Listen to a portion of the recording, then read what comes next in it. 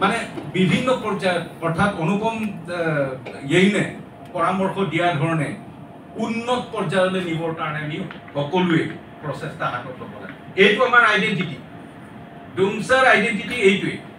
আমি আনক দেখুৱাই বিভিন্ন ধৰণৰ সভা সমিতি আৰু বিভিন্ন ধৰণৰ কালচাৰেল প্ৰগ্ৰাম নাপাতিব পাৰোঁ, কিন্তু এইটো ডুমছাৰ এটা আইডেণ্টিটি হ'ব লাগে।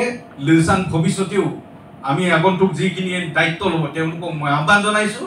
লিলচাঙৰ যিটো নেকি পাব্লিকেশ্যন, আমাৰ কপ্তাক ডাঙৰীয়াই কোৱা ধৰণে আমি আগম কাবাঙৰ পৰা বা এই মিচিং অট'নমাছ কাউন্সিলক আমি দাবী কৰি হ'লেও এইটো আমি পাব্লিকেশ্যন কৰিব লাগিব।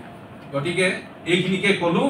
আৰু আমাৰ যিসকল কাৰ্যকৰ্তাই লিলচাং উলিয়াইছিলে তেওঁলোকে কৈছে যে এনেকৈ অৰ্থৰ আমাৰ এতিয়াও দিবলৈ বাকী।